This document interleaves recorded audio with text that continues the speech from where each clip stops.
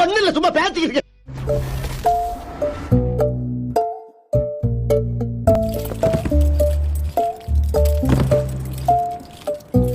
பிருந்தாங்கன்ற பொண்ணை தேடி போகிற இடத்துல அவங்க இருக்க மாட்டாங்க. அதுக்கப்புறம் ஒரு 2-3 நாள் கழித்து ஒரு இடத்துல ஒரு பாடி இருக்கும். ஒருத்தர் வந்து இங்கேருந்து போகும்போதே பிருந்தா செத்துட்டியேமா அப்படின்னு அழுதுகிட்டே போவார். அவங்க அப்பா போலீஸ் கூட்டிகிட்டு போவாங்க. அப்புறம் பிருந்தான்னு அவங்க கன்ஃபார்ம் பண்ணிட்டு போயிடுவாங்க.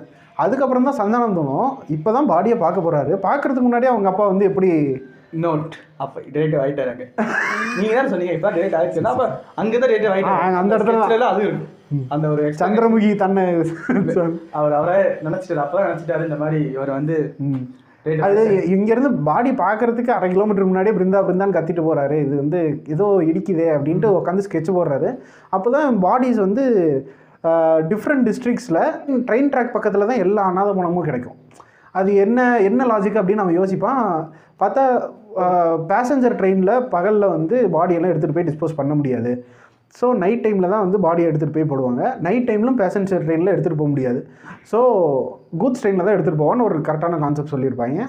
அதுக்கப்புறம் கூட்ஸ் ட்ரெயின் வந்து எந்த ட்ராக்ஸ் எந்த ரூட்டில் வந்து அந்த பாடிஸ் அதிகமாக இருக்குன்னு ட்ராக் பண்ணுவாங்க. அது எர்ணாகுளம் டு தர்மபுரி போகிற அந்த வண்டி அந்த ட்ராக்கில் தான் வந்து நிறையா பாடிஸ் கிடக்கு அப்படின்னு தெரிஞ்ச உடனே சந்தானம் போய் அவங்க ஊர்லேயும் நிறையா பாடிஸ்லாம் காணாமல் போதில்லை. ஸோ அவங்க ஊரில் எத்தனை மணிக்கு ட்ரெயின் நிற்கிது? நைட்டு 2 to 2:30 வரைக்கும் தான் ட்ரெயின் நிற்கும். ஆனால் அது வந்து ஸ்டேஷனில் நிற்காது. ஸ்டேஷனுக்கு முன்னாடியே குட்ஸ் ட்ரெயின் நின்றோம். ஏன்னா அந்த டைமில் ஒரு பேசஞ்சர் ட்ரெயின் பாஸ் ஆகும். அப்படின்னு அந்த ஸ்டேஷன் மாஸ்டர்கிட்ட போய் விசாரிக்கிறப்ப தெரியும். ஸோ இவர் கண்டுபிடிச்சிருவாரு, சரி பாடியெல்லாம் இங்கே தான் ஏற்றி போகிற வழியில் டிஸ்போஸ் பண்ணுறாங்க அப்படின்ட்டு. அதுவும் நல்லா தான் அந்த சீன்ஸ் உண்மையிலே நல்லாயிருக்கும். இன்வெஸ்டிகேட் பண்ணி அவங்க வந்து அவங்க டீமுக்கு எக்ஸ்பிளைன் பண்ணுறப்பெல்லாம் நல்லா இருக்கும். ஆனால் நடுவில் போய் இவன் அந்த இன்வெஸ்டிகேஷன் ஒரு ஃப்ளோவாக கொண்டு போகாமல் நடுவில் கட் பண்ணி அந்த இன்வெஸ்டிகேஷன் எப்படி பண்ணுறான் அப்படின்ட்டு அவன்கிட்ட போய் பேசுகிற ஒரு மொக்க காமெடியெலாம் போடுவானுங்க. அந்த இங்கே கூத்து நடக்குதுன்னு போஸ்டர் போடுறாங்க. புகழ் வந்து ஆசைப்படுறாரு, வாங்க கூத்து பார்க்க போகலாம். கூத்து பார்க்க போகிறாங்க. அங்கே போய் பார்த்தா கூத்தில் மெயினாக பர்ஃபார்ம் பண்ணிகிட்டு இருக்கிறது ஆல்ரெடி சந்தானம் கிட்ட ஜெயிலுக்குள்ளே பர்ஃபார்ம் பண்ண நம்ம முனிஷ்காந்த். அந்த ஆளாக பர்ஃபார்ம் பண்ண கூத்தில் கொஞ்சம் ஆமாம். அது டைலாக் டெலிவரி கூட சந்தானம் என்னாச்சுட்டே தெரில.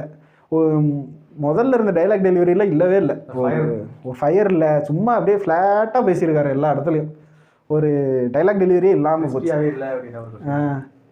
அதுக்கப்புறம் அவனை பிடிச்சிட்டு கூட்டிகிட்டு போய் கேட்குறாங்க. இந்த இடத்துல தான் படம் வந்து பிக்கப் ஆகுது அப்படின்னு நம்ம நம்புகிறோம். உண்மையாக கதையை எக்ஸ்பிளைன் பண்ணுறதே முனிஷ்காந்த் தான். என்ன நடக்குது, பேக்ரவுண்டில் என்ன நடக்குது, ஒரு பேக்ரவுண்ட் ஸ்டோரி சொல்கிறார். சொல்லுங்கள். என்ன ஆகுதுன்னா, இந்த மாதிரி நான் வந்து வார்டு பாயாக வேலை செஞ்சுட்டு இருந்தேன் ஒரு ஹாஸ்பிட்டலில், ஒரு ப்ரைவேட் ஹாஸ்பிட்டலில். இந்த பார்ட் டைமாக இதை கூத்து கட்டிட்டு பார்ட் டைமாக அதை பண்ணிகிட்டு இருப்பேன். எனக்கு அது பிடிக்கவே இல்லை. அப்போ ஒரு நாள் வந்து ஒருத்தங்க வந்து சொன்னாங்க, இந்த மாதிரி பாடி எடுத்துகிட்டு போய் நீ பண்ணுற வேலை தான் பண்ணணும்னு. நான் போவேன், ஒரு குடோனுக்கு போவேன், பாடியெல்லாம் எடுத்து போடுவேன், ஒரு இடத்துல எரிச்சிடுவேன், எரிச்சு சாம்பிள் ரிட்டர்ன் கொடுத்துருவேன். அந்த மாதிரி தான் இருந்துச்சு. அப்படியே பண்ணும்போது ஒரு சில நாள் டக்குன்னு குடோன்ஸை வந்து அப்பப்போ மாற்றிக்கிட்டே இருந்தாங்க. சரி போலீஸுக்கு தான் பயந்து மாற்றுறாங்க அப்படின்னு நினச்சா ஆக்சுவலி யாரோ ஒருத்தருக்காக தான் பயந்து மாற்றிருக்காங்க அப்படிங்கிறது எனக்கு லேட்டரான தான் தெரிய வந்துச்சு. அப்படின்னு அவன் சொன்னோடனே இவனுக்கு ஒரே கிளிகிளு போயிடும். நம்மளை பயந்துட்டாங்க. பூனை பிடிக்கிறதுலாம் ஒரு கேஸுன்னு எடுத்து பண்ணிட்டு இருக்கிறான். அவனே ஒரு வீக்கான டிடெக்டிவ். அவனை பார்த்து வயது நீல என்னடா ரவுடி அப்படி என்ன சொல்றாங்கன்னா முனிஷ்காந்த் வேலைக்கு வேணான்றாங்க. என்ன காரணம்னு சொல்லி நீங்க சொல்லுங்க. அந்த காமெடி பாத்தீங்கன்னா இவனா இதான் முனிஷ்காந்தை கூட்டிட்டு போய் பஞ்சுவாலிட்டி இல்ல பணம் தெரிக்கிறது என்னோட பஞ்சுவாலிட்டி இல்ல, நீ 2 நாள் லேட்டா வந்த அதனால பஞ்சுவாலிட்டி ஒரு சமையான காரணம் சொல்லி அவர் கட் பண்ணி விட்டாங்க.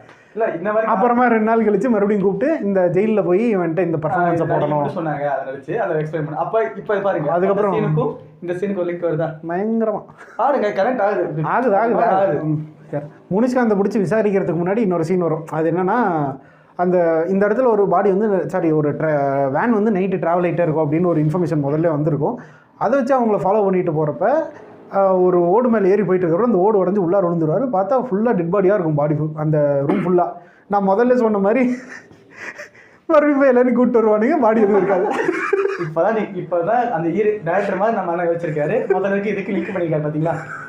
வெரி குட், நீங்கள் தேடிட்டீங்க. Correct, thank you. அந்த இடத்துல கூட ஒரு சிகரெட் எடுத்து அந்த இடத்துல கூட சிகரெட் எவிடன்ஸ் எடுத்து யாரு அந்த இடத்துல புகழ் இன்னொரு எவிடன்ஸ் எடுப்பா பார்த்தியா? அண்ணா இங்கே பாருங்க சுத்தா போயிருக்காங்க, சூடாக இருக்கு, எவிடன்ஸ் எடுத்தீங்க. நல்லா காமி அதே தோண்டிட்டு இருப்பாங்க. எவிடன்ஸ்னு ஏன் அதுவே எடுத்து டிஎன்ஏ டெஸ்ட் பண்ணலாங்க, யாரோ ஒருத்தர் கண்டுபிடிக்கலாம். ஒரு ரிலேட்டிவ் தான் எல்லாமே பண்ணலாம், ஒன்றும் தப்பு கிடையாது. இப்போ உங்களுக்கு கதை புரிஞ்சுக்கணும்னு நினைக்கிறேன். ஏன் இப்படி எடுக்கிறாங்க அதெல்லாம் புரியாது. எப்படி புரியும்? பாடி எடுத்து இறக்கிறாங்க. அப்புறம் தான் அந்த சீனோட பேரலாம் இன்னொன்று சொல்லுவாங்க. நம்ம இவரு இருக்காருல்ல லிவிங் கிங்ஸ்லி தான் அந்த கதையோட முக்கிய மோட்டோ, ஒரு மெயின் கதாபாத்திரம் மாதிரி. அவர் போய் ஒவ்வொரு வீட்டில் இறந்தவங்க வீட்டில் போயிட்டு இந்த மாதிரி காசுக்கு நம்மளை உங்கள் பாடியை போய் நாங்கள் இலவசமாக கொண்டு போய் சேர்த்துறோம், உங்கள் அஸ்தி குடிச்சிருவோம் அப்படின்னு நல்லா நடக்குது மாதிரி நிறைய பேர்கிட்ட போயிட்டு இது வாங்குவாங்க. ஆனால் அந்த வீட்டு ஆளுகள் என்ன சொல்லுவாங்க, ஓகே நம்மளோட அவங்களுக்கு வந்து ஆனால் இந்த சர்டன் டைம்குள்ளார அது பண்ணணும், உடனே பாடி தூக்கணும், யாருக்காக வெயிட் பண்ணாதீங்க அப்படின்னு சொல்லி பாடியெல்லாம் கலெக்ட் பண்ணிட்டு கொண்டு போயிடுவாங்க. அந்த பாடிஸ் தான் வந்து ட்ரெயினில் அங்கங்கே டிஸ்போஸ் பண்ணுறது, ஆள் விட்டு எரிக்கிறது அந்த மாதிரி பண்ணிட்டு இருந்தாங்க. இப்போ உங்களுக்கு ராஜிக்கே கொஞ்சம் என்னடா நடக்குது, அந்த நடுவில் ஒரு நேரம் நடக்குது, அதுதான் அந்த படத்தோட மெயின் கருவே. சொல்லுங்க. அது அந்த மாதிரி ஒரு டிஸ்போஸ் ஆன ஒரு பாடி தான் சந்தானத்தோட அம்மாவோட பாடி. அவங்க அது வந்து ஜமீன்தார் பாடின்னு சொன்ன உடனே ஊரில் இருக்கிறவங்க எல்லாரும் டக்குன்னு ஒருத்தவங்களோட பாடியை கொடுத்துட மாட்டாங்களே. ஸோ என்ன பண்ணுறாங்க, ஜமீன்தாரை கன்வின்ஸ் பண்ணி அவங்க அம்மாவோட பாடியை வாங்கி கிங்ஸ்லி வந்து சொல்லுவார், ஜமீன்தார் வீட்டிலே கொடுத்துட்டாரா, அவர் விவரம் இல்லாமல் கொடுப்பாரா, எல்லாம் அவங்களோட நல்லதுக்கு தான் கொடுங்க அப்படின்னு சொல்லி சர்டன் டைம்குள்ளார டக்குன்னு பாடி எடுத்துகிட்டு போயிடுவாங்க. இந்த இடத்துல என்ன ஆகும்னா, அந்த கலெக்ட் பண்ணிட்டு போகிற பாடியை வந்து என்ன எடுப்பானுங்கன்னா ஃபிங்கர் பிரிண்ட் எடுத்துருவானுங்க. எடுத்து அதை வந்து கடைசி கிளைமேக்ஸில் தான் எக்ஸ்பிளைன் பண்ணுவாங்க எதுக்கு அந்த ஃபிங்கர் பிரிண்ட் எடுக்கிறாங்க அப்படின்ட்டு. ஃபிங்கர் பிரிண்ட் எடுத்து அந்த டேட்டா பேஸை மட்டும் யாரோ அதை யார் கலெக்ட் பண்ணுறாங்கலாம் கிடையாது, அது வந்து நான் இன்னொரு இடத்துக்கு அனுப்பிடுவேன்.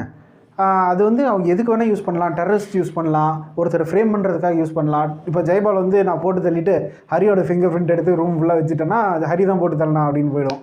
ஹரிங்கிறவர் நம்ம கேமராமேன், அதான் கேமரா இருக்கார். ஹரி ஹாய் சொல்லுங்க. கரெக்டாக சொன்னீங்க, எல்லாமே கரெக்டாக சொன்னீங்க. ஆனால் அந்த சீனில் அந்த ஃபிங்கர் பிரிண்ட் கண்டுபிடிக்கிறதுக்கு ஒரு சீன் வச்சுருந்தாங்க, நீங்கள் அதை பார்த்தீங்களா? கையில் இது நோட் இல்லை, அப்படி இல்லை, ஒரு கேஸ் இருக்கும், இவரோட இப்போ இறந்தவரோட கைரேகை எடுத்துட்டு எங்கேயாச்சும் மேட்ச் ஆகுதுன்னு சர்ச் பண்ண சொல்லியிருப்பார். பார்த்தா அது ஒரு அவர் செத்து 7 நாள் இருக்கும், 10 நாள் இருக்கும். அதுக்கப்புறம் 7 நாள் முன்னாடி ஒரு மர்டர் நடந்திருக்கும், இந்த கைரேகை இருக்கும். அப்போதான் அவர் அனலைஸ் பண்ண, ஓகே இப்படி ஒரு கிரைம் நடந்துட்டு இருக்கு பேக்ரவுண்ட்ல. 10 நாள் முன்னாடி செத்து போனவனோட ஃபிங்கர் பிரிண்ட் எடுத்து இவனுங்க ஒரு கொலை பண்ணிட்டு ஆல்ரெடி செத்து போறவனோட மேலே பழிய போட்டோம்னா அந்த கேஸ் வந்து மூவே ஆகாது இல்லை. ஸோ அந்த மாதிரி ஒரு பிளான் பண்ணி அந்த மாதிரி டேட்டா பேஸை முக்கிறதுனால டீட்டெயிலிங்காக கொடுத்துருக்காங்க. நீங்கள் அப்படி யோசிங்க, எவ்வளோ டீட்டெயில்டாக இருக்குது கிரைமை கண்டுபிடிக்கிறதுக்குதா. அப்படி அந்த மாதிரி நீங்கள் இந்த டீட்டெயில்ஸ் மட்டும் நீங்கள் படமாக பார்க்கணுன்னா ஒரு 2.5 மணி நேரத்தில் 2.5 மணி நேரத்தை விட்டுட்டு கடைசி 3/4 மணி நேரம் பாருங்க, அது கொஞ்சம் சாட்டிஸ்ஃபைங்காக இருக்கும். அப்புறம் இந்த படத்தை நல்ல ப்ளஸ்ன்னா மியூசிக். ஏன் மியூசிக் ப்ளஸ்ன்னு சொல்லுங்க? ஏன் கேட்கவே இல்லையா? நீங்கள் கேட்கவே இல்லைங்களா? ஏன் யுவன் சங்கர் ராஜா பார்த்தீங்களா? யுவன் சங்கர் ராஜா நைட்டு தூங்கிட்டே லெஃப்ட் ஹேண்டில் கம்போஸ் பண்ண மாதிரி இருந்துச்சு மியூசிக். நிறைய இடத்துல மியூசிக்கே இல்லை, அப்படியே பிளைனாக எம்டிஆர் இருந்துச்சு. கொஞ்சம் ஒரு கவுபாய் அந்த ரேஞ்சில் கொடுத்துருந்தாரு. அதாவது அவர் ஒன்று கம்போஸ் பண்ணிட்டு என்னடா குப்பையா இருக்கு அப்படின்னு தூக்கி குப்பை கீழே போட்டது அவனை ஒருத்தர் பொறுக்கிட்டு போய் யுவன் சங்கர் ராஜா மியூசிக் கொடுக்க முடியும்.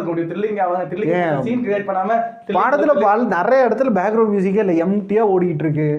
ஒரு டப்பிங்கும் நல்லா இல்லை. அம்மா ஒரு சீன்ல எனக்கு பயமா இருந்துச்சு, சத்தியமா டக்கு டக்குன்னு இருந்துச்சு. இதை பார்க்க வர மாட்டேன் டக்குன்னு இருந்துச்சுங்க. நீங்க அது கொஞ்சம் ஓகே, அது ஓகே ஒத்துக்கிறேன். அவன் சண்டிமெண்ட் வச்சாங்க, ஆனால் பயமா இருக்குங்க. சரி ஓகே, கதைக்குள்ள முடிச்சு போச்சு, கதைக்குள்ள வர. ஸோ இதை வந்து இந்த லாபியை வந்து சந்தானம் வந்து கண்டுபிடிக்கிறாரு. ஆனால் அது அவங்க அம்மாவோட கேஸ்ன்னு எடுத்து அவர் கண்டுபிடிக்கல, ஏதோ நடந்து தானா ஒரு கேஸ் வந்து அந்த கேஸ்ல போய் அம்மாவோட பாடி தேட போவார். அது பார்த்தீங்களா? அந்த கடைசியில் அவங்க அம்மாவோட பாடி கிடைக்காது. ஆனால் அவங்க அம்மாவோட பாடியை டிஸ்போஸ் பண்ண ஒருத்தர் வந்து காதில் கம்மல் இருந்துச்சுன்னு கழட்டி வச்சிருப்பாரு. அந்த கம்மலை வாங்கிட்டு படத்தில் ஒரே ஒரு நானோ செகண்ட்ஸ் ஆக்ட் பண்ணது அந்த இடத்துல தான் சந்தானம். அது ஒத்த கம்மல் அதை பார்த்துட்டு ஒரு ஃபீல் பண்ணுவார், சரி உண்மையிலே ஃபீல் பண்ணுறாரு அப்படின்ற ஒரு ஃபீல் இருக்கும். அது ஒரு இடத்துல தான் ஒரு நானோ செகண்ட்ஸ் அளவில் நடிச்சிருக்காரு. இந்த மொத்தமாக கதையை நடிச்சா அம்மா பாடியை நடிக்காமல் அந்த இடத்துல அந்த ஒரு பெரிய க்ரைம் நடக்குது.